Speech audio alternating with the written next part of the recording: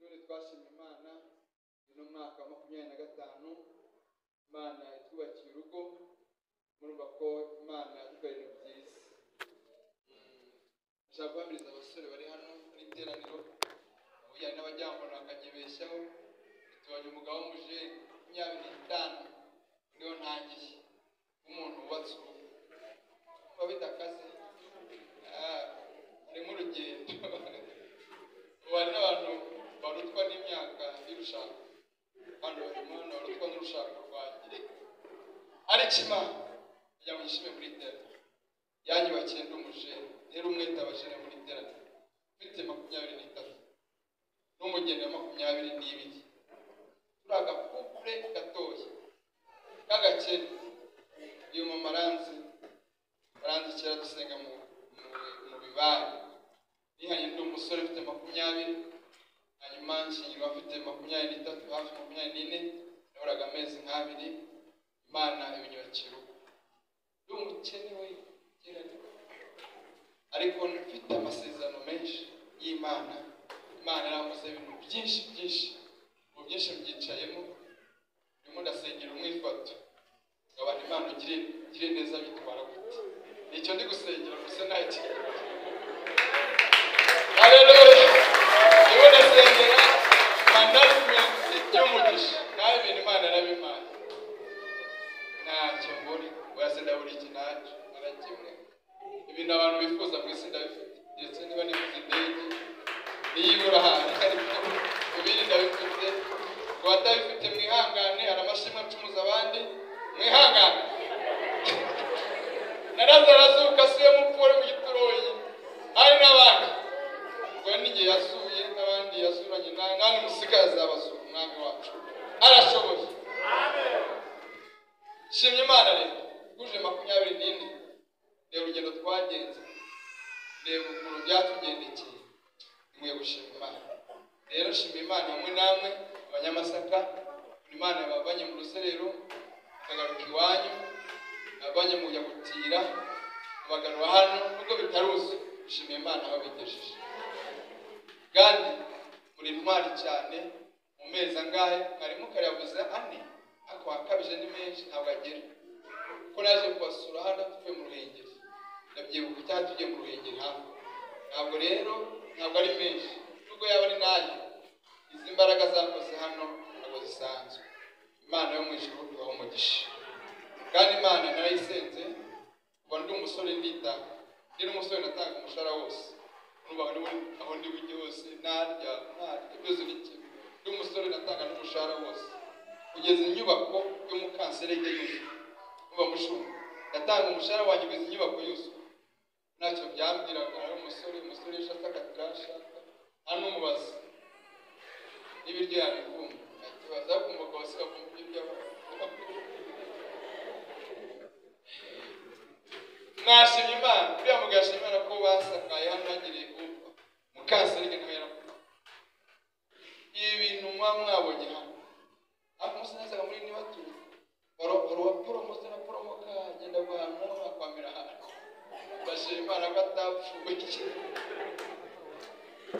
yewe amashimwe ni menshi kandi umutangiye kurya ku masaha kana mwahimbaje mwarese nkageza nka 8:30 uwo muri se mageze ngahita munshika kandi sinshaka ko munshika nenda shaka gutaha baje madamu arwaye kandi aribye kandi ari bagafite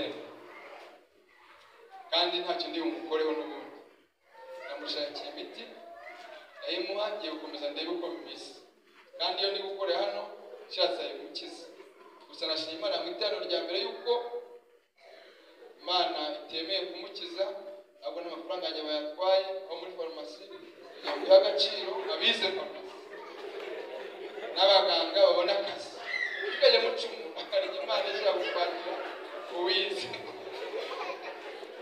rero turashima Imana yuko guwe neza ibigeragezo ntibirashira turagatebuka mu kibazo tugashyiraho umutima turabisimbura n'ingamisa ntibizashira badusimbura bazazindi bishasha bishya akibya kera none Imana yakoze rero birukana baganiriza babwira ko n'urubanza bakuyemo inda n'abatera umwete kuzikuramo, abicanyi muri ubwo buryo, n'abagabo n'abagore bakuzivanamo ko n'abarabicanyi mu bandi, umwana akavuka nkajya nimujya mumbona muhite mujya mu rubanza imbere y'Imana, mujya mumbona mpagaze hano muhite mubona ko muri mu rubanza, nimushaka muhite mwihana. Gusa mperuka nababwiye ko navutse ndi muri babana b'abangavu bateye, mbese navutse ku mwana w'umwangavu watewe inda, ndavutse ndi imbuto y'icyaha cy'umuhungu umwe n'undi mukobwa bari kubaganiye baje barambyara. Rero impamvu bashaka kubabwira gutyo nuko benshi bagira intege nkeya, hari n'abahura n'ibyago nk'ibyo, hari n'iby'amategeko ateganya mu gihugu bahuye n'akaga nkako, ariko hari n'abagiye bafungwa kubera gukuramo inda. Kenshi ni abagabo babazi bateye. Nanjye rero wize ibucamanza n'iki, tegeza nk'uhuye nanjye uri mu rukiko nkamenya ko wahemukiye umwana nk'uko, nagukatira rwose nta n'imbabazi zirimo. Dusabe rero abagabo namwe bakobwa bato bacu mwe kwiyandarika ntiturebe inda gusa, no turarwana na sida nanone mwongeye gutumbagira, noneho mu mwuka noneho n'icyaha cy'ubusambanyi kigwiriye mu rubyiruko. Yere navutse gutyo ndi umuhamya cyangwa ndi umucamanza w'abantu bisha abana. Reba iyo banjugunya nko muri wese, iyo mama atihangana ngo ambyare, cyangwa nko mu ishyamba mu gishashi, ariko murebe ukuntu mwese muneze amatwi, murebe ukuntu mwese mushobora no kwisengera hondi ucyama nk'abantu bakavunye, kandi utazi uko navutse, utazi kera hanjye, utazi ahahise hanjye. Nagira ngo mpumurize afite ibibazo, kandi niyama abagore n'ababyeyi bahuye n'ibibazo nk'ibyo, umwana akabura ingorane, ariko natwe turahabwa, kandi dore turi amaboko y'igihugu. Hari n'ababamerera nabi, n'abagura imiti, hari n'abashima ngo Imana ndashima ko umwana wawe yatabyaye ikinyendaro, kandi ni umusambanyi n'umugore. Ubwo ikibazo si umwana, ikibazo ahubwo ni ubusambanyi. Umwana ntiyaboneka, ubusambanyi butaba. Yewe rero Imana yangiye neza, Margarita Mukabiri mama arambyara arambungana. Ndimo narya igitabo cyo kumwibuka ntakiriho, mvuga ngo ibitangaza byanjye yabigizemo uruhare. Nuko mwese mumwatuye rwose yose kayinuma, kandi yabanjugunya mu rwobo bari kubashugunye n'abana 7 nabyari. Kuki mureba ngiye gusa, murebe n'abakomotseho 7 n'abo bazabyara nabo. Ajya mureba ngo hapfuye bapfuye benshi. Muri Sudani aho nagiye, iyo ubiciye ihene ukayigona bahita kwa n'izo yakuzabyara bakayiba, anandi babara amababa y'inkoko, iyo bagongeye inkoko babara n'ibaba agera ifatira 1000 kabate babara. Nimurebe nanjye rero ibintu byose byari kuba bizimye iyo nza kuba mpfuye. Numva nari urubanza rw'abantu babi nk'abo ngabo, ariko ari n'abeza. Rero nabaye umwana w'umuyaya, n'abana b'abakobwa mwe bahugure imirimo igenewe abasambanyi, bagakuramo n'izo nda, anatubyara yego no gukorera abandi, kujya kuba abagaragu b'abandi, kujya kubindushya. Hano Mungu wayiguteye abayigaramiye y'ingenzi, bagira inama ntimugasambane, nimwihane neza, ntimugakobagane, utazagira umuruho nk'unagize.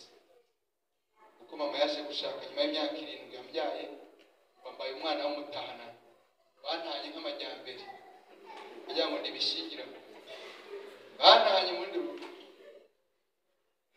Mwabana bako ndabihanije, muzantumire mu bukwe tarasambanye, utarakoze n'iyo bintu byose. Ako bukwe njyamo nabwo ni buke, anara nambujije.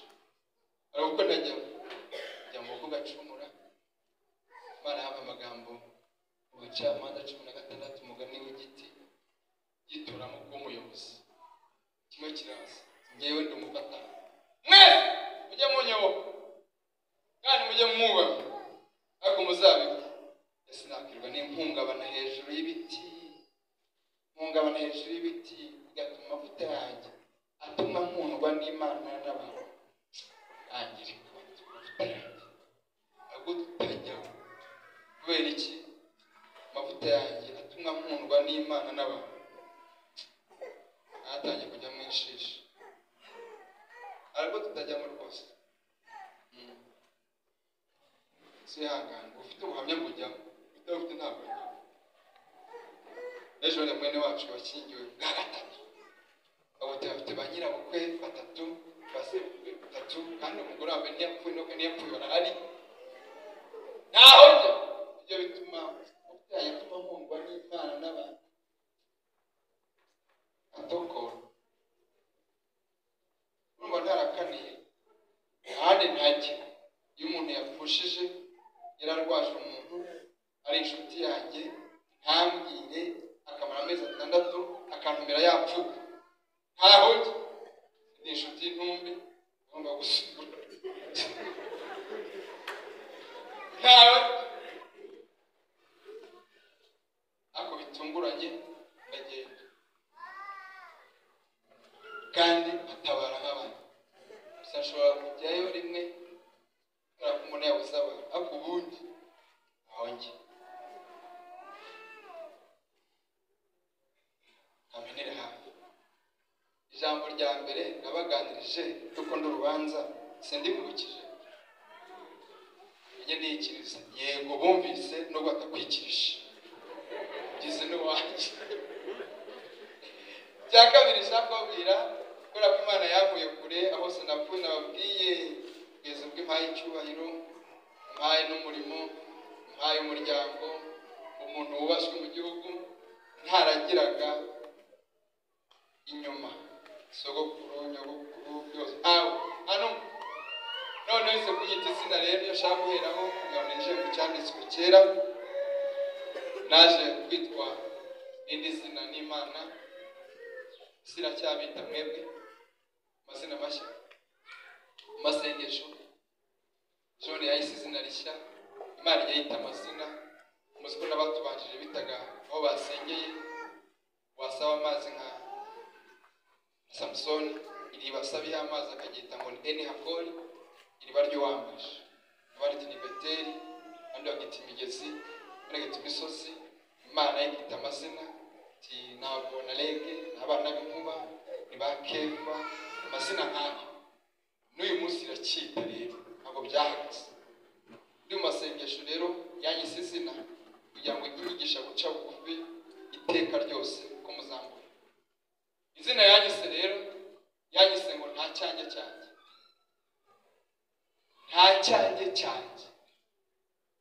nyarwanda bamwakiye mbese bari magambo nta keke ibyo atunze byose nijye wabimuhaye cy'ubwanjye n'ibyo ntunze nibyo mucunguzi nta cyanjye muri telefone tuhindura wandike Timuvunyi Alliance nta cyanjye nimujya mubona nciyeho n'imodoka dore nta keke uwaciye waragiyeho byose ni Imana mwuka muhumeka niyo cyubahiro niyo abana niyo urugo niyo inzu niyo amagufa afite amaraso ari mu mubiri baritiranye hano harimo abaganga zishobora ko ari 5 umuntu agira niba ari nk'enye n'igice nazo nize n'umwuka n'ibihaha n'amagufa n'ubwonko byose nibyo nta cyanjye niyo mpamvu naje nje no kubaka n'abati no muri metero kare ntacyo bajyanayo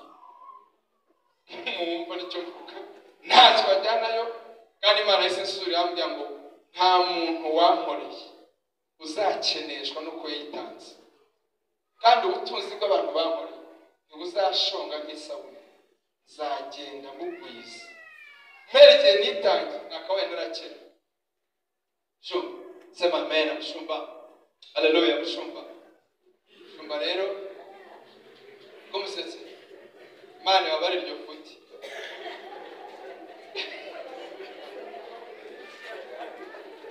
Imana ibese Imana bamese maraso ya Yesu. Abangana naso bahugure naso umuso abangana na nyoko bahugure nka nyoko, ariko nk'uyu nguyu uri imbere yanjye wibeshye ahita tugigera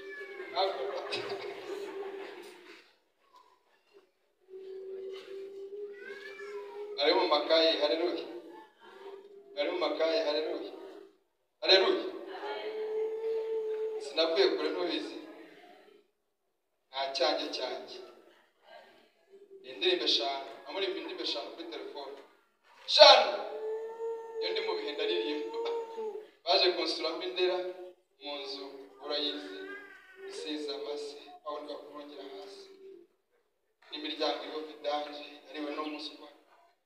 Imvura iragwa iraza yitwara, umuyaga urayikurura ajya gucumbika umwaka n'amezi 8 ntabyo uzi, ajya gucumbikisha umugore n'abana 2 ajya kurara mu mujyi abantu banze kandi afite amasezerano menshi. Basohoye mu nzu nabuze ubwishyu maze amezi ari ntishyura, nzererana amasezerano ndayabungana nk'uko nawe muri kubunga bamwe muri masaka. None uyu munsi ndashimira Yesu ko ibyo yavuze abisohoza. Mwari mwaranabunze mwaragihoreye none mwarabungutse, nisohoze icyo mwategekewe. Ifite n'ibindi bimeze nk'ibyo mwategekewe. Karenso mbabwira ijambo Imana yampaye baganiriza Yeremiya ndaga gutinda kandi mufite n'igitaramo. Bice 5 Yeremiya murongo wa mbere. Humure Imana ibyo yavuze izabisohoza, musengere gutegereza igihe nta cyabuzwe n'Imana gihera. Musengere gutegereza igihe bindi bizasohora. Bice 5 Yeremiya yera tuhageze. Abantu mbona mwicaye nabi nk'atari tayari, bamwe bameze gutya abandi bameze gutya, ariko urusengero rwiza basa ni mwisanzure nta kibazo. Arange promotion mwese agira iruka byumva, ariko mu ijambo ry'Imana bagomba gutega amatwi, kungura ibyanditswe. Abafite Bibiliya bakazibumbura, bakoresha telefone bagakuraho connection kugira ngo WhatsApp itajyaho, bagahita bareba aho ugiye gusoma muri Yeremiya ibice 5 murongo wa mbere. Nimwiruke mukubite hirya no hino mu nzira z'i Yerusalemu, maze murebe kandi mumenye, mushake mu miharuro yaho niba mwabasha kuhabona umuntu naho yaba umwe ukora ibitunganye agashaka ukuri, nanjye nazahagirira imbabazi. Kandi nabo bavuga bati turahiye Uwiteka uhoraho, ni ukuri barahiye ibinyoma. Uwiteka we, mbese amaso yawe ntiyarebesha kukuri? Warabakubise ntibababara, warabatsembye ariko banze guhanwa, bakambije agahanga kabo kurusha ubutare gukomera ariko banze kugaruka. Niho kuvuga nti ni ukuri aba ni abatindi n'abapfapfa, kuko batazi inzira y'Uwiteka cyangwa amateka y'Imana yabo. Ngiye gusanga abakomeye mvugane nabo, kuko ari bazi inzira y'Uwiteka n'amateka y'Imana yabo. Nyamara nabo bahuje inama yo kwica ubuhake, bakica isezerano ryari ribaboshye. Nongereho Ingoma za 2 ibice 12 murongo wa 5. Izere ko mwahageze, muncika amasara akomeye, naye ndashaka nacyo n'umuvizi. Kandi umushumba yavuze ngo ejo mwagize agasako rya mbere ryabaga ririmo nk'ubu ngubu hafi. Some rero Ingoma za 2 ibice 12 murongo wa 5. Mubu kwavuga nuko umuhanuzi Shemaya asanga Rehobowamu n'abatware b'Abayuda bari bateraniye Yerusalemu bahunze Shishaki. Aravuga ati ko niko Uwiteka avuga, mwarantaye icyo gitumye bahana amaboko ya Shishaki. Maze abatware ba Isirayeli n'umwami bicisha bugufi baravuga bati Uwiteka arakiranuka koko. Uwiteka abonye ko bishe bugufi, ijambo rye riza kuri Shemaya riti bishishe bugufi sinzabarimbura ahubwo nzabakiza, ariko si rwose n'uburakari bwanjye ntibuzasandira kuri Yerusalemu buzana ukuboko kwa Shishaki, ariko rero bazaba abagaragu be kugira ngo bamenye ubuhake bwanjye n'ubuhake bw'abami n'ibindi bihugu. Imana itugire neza. Mwakereje ijambo ry'Imana, mwakereje ijambo ry'Imana kandi mubumbe Bibiliya maze murebe hano gato, sinjya ntinda no ndagerageza iminota nk'icumi mbesoje ibi ngibi. Rero iri jambo ni ingenzi hano muri paruwasi yacu, kandi mfite intego ivuga ngo umuntu Imana ishaka. Mbese uwo muntu Imana ishaka iramushaka mu bantu. Reba muri iri teraniro Imana ngo ndashaka umuntu uvuga ukuri akagenda mu bitunganye. Hanyuma kuki Imana ishaka umuntu uteye atyo? Irashaka gukiza ibyago Yerusalemu, ntizabahane ibihano yari yabateguriye. Irangije abavuge reka noneho ntange ubutumwa mugende munshakire umuntu nawe yaba uvuga ukuri akagenda mu bitunganye. Ni ukuri nanjye nahagira imbabazi. Uwiteka abarangira n'abajya gushaka uwo muntu. Muneza amatwi shama muranyumva yemwe? Ndimo ndabareba mwese. Genda mu mahuriro y'imihanda cyangwa mu miharuro ugenda undeberemo umuntu. Ntabwo nzi ukuntu iyo rusansuma yabaye cyangwa iryo barura yaragiye ngo ajye kureba umuntu uvuga ukuri akagenda mu bitunganye. Imana irahagirira ibanga. Ibyo yari igambiriye gukora irahita ibiyikorera. Aragenda uwo muntu arabura. Imana imurangira ahandi ajya kureba. Okay, burya nubwo bandahira bakaha izina ryanjye, ariko ni abanyabinyoma, barabeshya. Nubwo baraha izina ryanjye, ni abanyabinyoma, ni abatindi, ni abapfapfa. Ibintu bakora ni ibyangwa n'amaso. Mbese amaso y'Uwiteka ntayarebesha ukuri. Nibutse rya jambo ryo muri Zaburi rivuga ngo ninde muntu uzahagarara ku musozi wera w'Uwiteka, nugende mu nzira zitunganye, n'uvuga ukuri nko kuri mutima we, ntabeshereshe ururimi rwe. Uwo niwe uzatura ku musozi. Uri niwe ushaka gutura ku musozi. Hano ndi Imana yavuze, ariko navuze uyu munsi ni wa wundi uvuga ukuri akagenda mu bitunganye.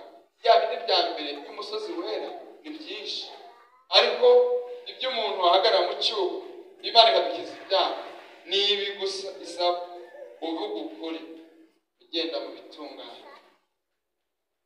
Ni Yerusalemu hari umuntu nyoziza na Noheli byose, hari umuntu wari warabwiwe n'umwuka wera patazapfa atabona Kristo umwami Imana. Yari umukiranutsi witonda.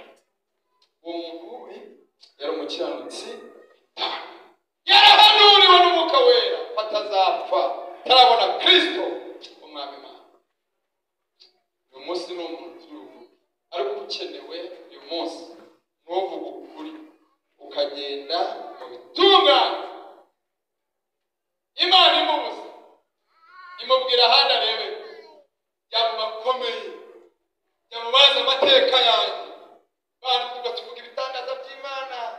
Genda undeberemo naho undebere kubonamo umuntu ngo agezeyo ngo asanga baretse ubuhake n'isezerano ryari ribaboshye ry'ubuhake bw'Imana. Arabyibagiwe. Nibuka muri byo turimo ngo ayimana ndira ubaze iki cyatumye unkunda bigeza. Ntabwo nari mwiza, sinari umukire, nubwo nari umwana wa Yakobo. Sinzarambirwa kugukorera ubuhake bwawe Mana, ndabwemeye. niba ari urupfu nemeye gupfuru uzashaka we saza bigambire ubuhashe bw'Imana n'abakomeye bishe isezerano ry'ubuhake n'ab'Imana yakomeje n'ab'Imana yakoreye ibitanga bishe ubuhake mwereka abagabo Imana ateje imbere basigaye banywa basubiye ku nzoga basubiye kuri alukoro batendetse abagore babo amadivorce sabaye bateye imbere abati ntabwo tukiberanye uni nkanye mbese abati ntabwo kimbereye mugene w'umusore bwanjye twaruhanye twasangiye byose najya gutashya Musave ntabwo mubizi ya gutashya Musave iparuwasi ineze ukoka n'igare pine baro zikunze kunyonga igare akata Kagese Cyamongi Babe Rukoromo Mwogo Nyamata Kata Kumbe igare acaga hano aca kwa pasitari umugore agahita amwereza amagi ategeta ajya guteka umeze nabi ajya gutashya Musave isoroma isombe abantu mwese mushonje bamenera ibanga isura isombe zose tubuka urusabiro runini wari gufata ibanga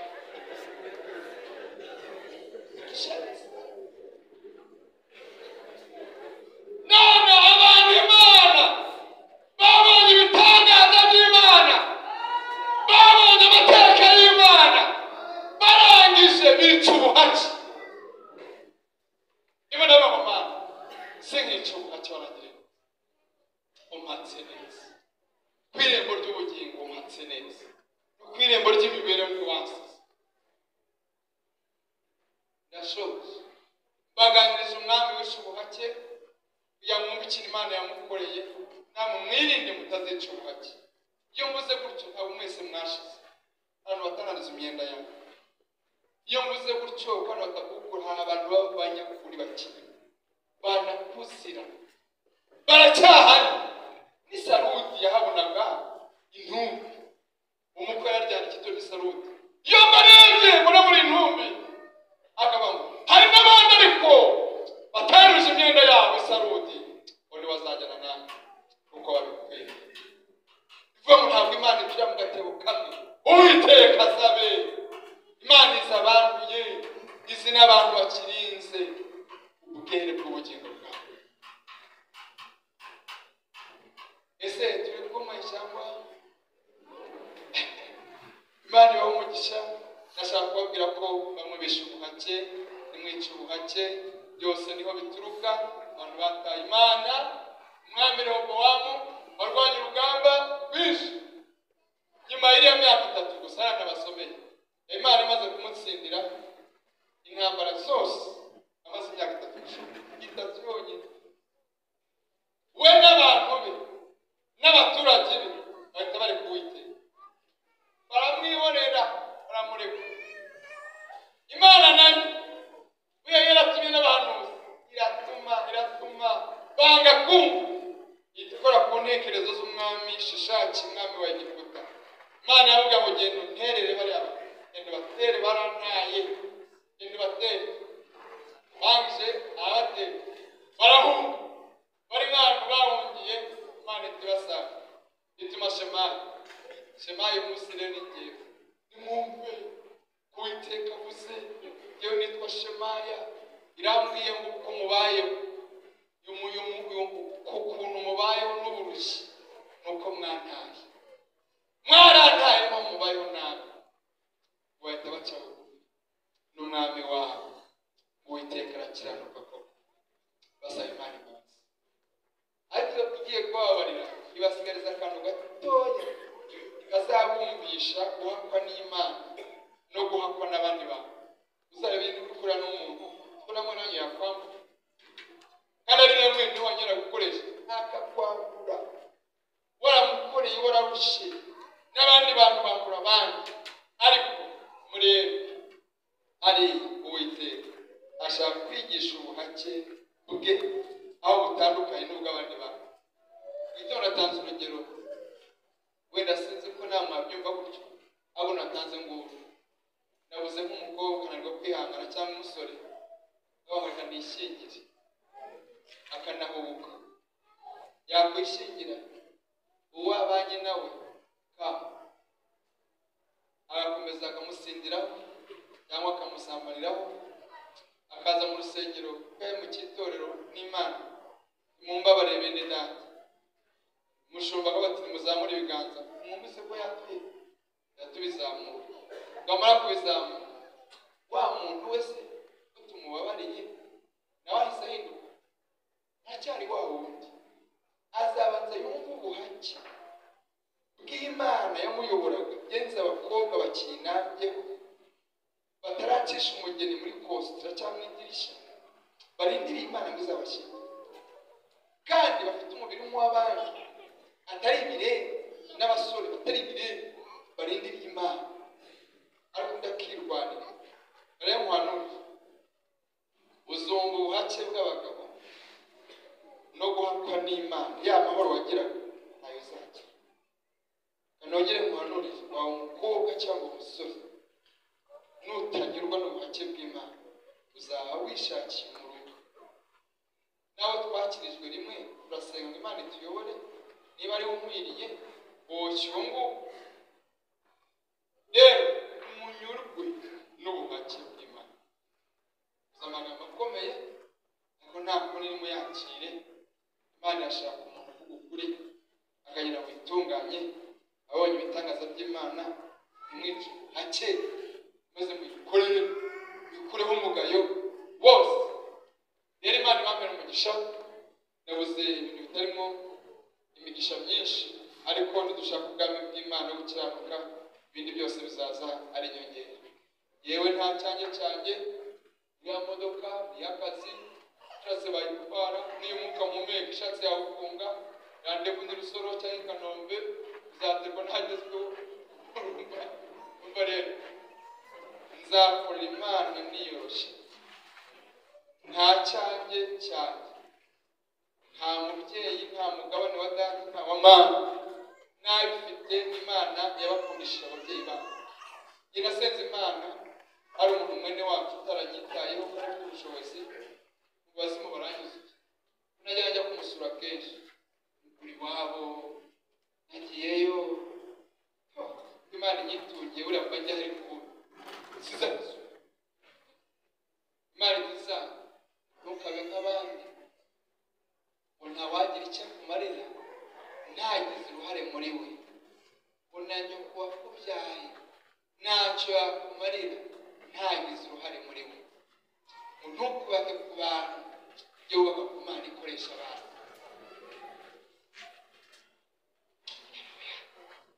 ntabwo twubaka ku bantu twubaka ku Mana ikoresha abantu nubwo yaba ari so ntacyo yaguha nubwo yari umugore wawe nubwo ari umugabo wawe ntacyo yaguha dushima Imana yamukoresheje usenga Imana nawe ubwanyu ntacyo mwaduha aho no kuri inyubako turashimiye abakoresheje ntabwo twaba ku banyamasaka twaba ku Mana yakoresheje abanyamasaka n'abandi sengere Imana yashaka urumva uri muri abo bavuga ukuri bena muri tunganye nta binyoma nta bidatunganye muri bo kugira ngo twisuzume dusenge ya saha yacu dore ko nasize n'umurwayi ndi korosora yewe kwese amukije naho ndi bujye muri andi mafaranga ntegereze ko azakira none kirago cyangwa umukeke w'ikirago arabyumva nabi zana umukeke babure mwaze rya zina uvuze ngo wa mugore umugore wabase aba mudamu ashaka bagore ndande kora nakaga n'abadamu muri shiraho umukeke ngabatiye ko ni mestre umukeke saka batikira ngo mubaka guhitana no kwitona mu mvugo Imana yafashe ndazigorora none twiganye bura yapinduka uriye baduse muri itera inde muntu biza kwihana ukamusengera natwe tutamaro y'Imana muri twebwe turashaka kuba abantu bahatswe n'umukiza. Sibyo makombe? Makombe. Si ukaba umugabo uhatswe n'Imana. Bya bifaranga bya Imana yakuhereye ubwo zikabyagura aho ukanabikiranuka. Uracyatanga icyacu. Cyangwa haje abantu bava Imana iturwa inake. Inde babwe ku mafaranga ajya kwa Mana ubu. Babwe ko amafaranga mutura ajya kwa Mana. Kandi ravuze ngo ifeza icyubahiro n'ubugingo biri wanje biri kwa Mana. Ahubwo abantu batayifite. Musabe Imana. Ibyo bintu bituye iwawe Mana. Wampaye ku ifeza. Igeze kubwira n'umusore ngo nzatsindagira ifeza mu mufuka wawe. Agenda afunguye umufuka. Watsindagiye gusa. N'ibizama ryari aho ndabona ibimenyetso by'ibyiza. Ninde muri tano twasengera ntugire nabi bamubyaha n'abakobwa mwirinde ubusambanyi uzakura n'umuruho uretse no gukizwa muraruka mw'abasore mu n'umunezero w'umwibano ubwo bavuga n'ukunyana yimwe